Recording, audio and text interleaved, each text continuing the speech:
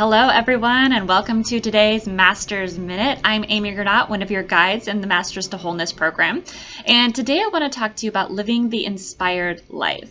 So a lot of times when we think about living the inspired life, we think of it as having to be something really big, like we're on this almost kind of inspirational high and everything feels amazing and we're so happy, and that's absolutely a part of it.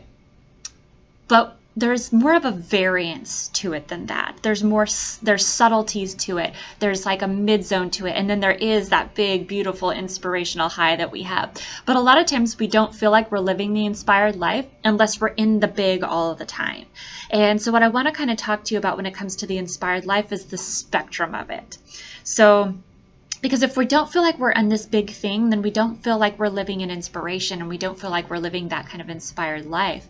But when we realize all of kind of the nuances and the subtleties to it, we can start to see the threads of inspiration through our entire lives, through our entire days, and even moments to moment.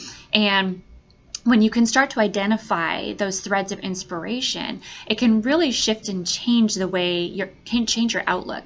It can change the way that you are during the day. It can change the way that you feel in your own body. It can change the way that you are with other people, because that inspiration is actually a thread instead of an event.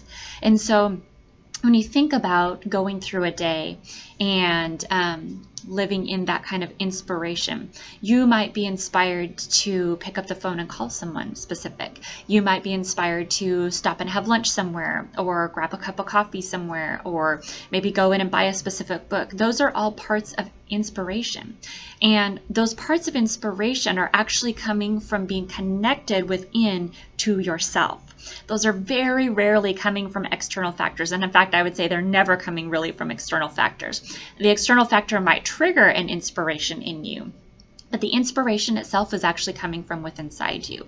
And so if you're looking for ways to create more inspiration in your life, or if you're like, how do I live this inspired life? Living the inspired life starts with a connection to self.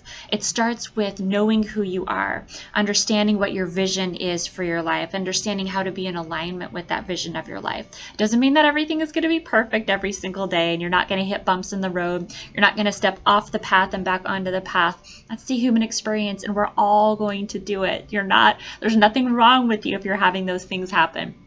But living the inspired life is really about that connection to self. So something you can do today to begin that process, if it's something that you're like, yeah, I would like to have more than that. I'd like to have more of a connection with myself so I can actually see the threads of inspiration in my life, as opposed to feeling like I don't ever get inspired by anything, because you don't have this big, because you're missing that spectrum. So today, what you can do is just sit down for 5 minutes. You can close your eyes, you can keep your eyes open, you can sit with a journal, you can just sit quietly and just ask yourself, what's an inspiration for me today? What do I feel inspired to do today? Or how do I feel inspired to be today? It doesn't always have to be something big. It can be something really, really small. But when you get that hit, whatever it is, even if it just seems really mundane, it doesn't matter. Oftentimes the most mundane things are the most powerful things in your life.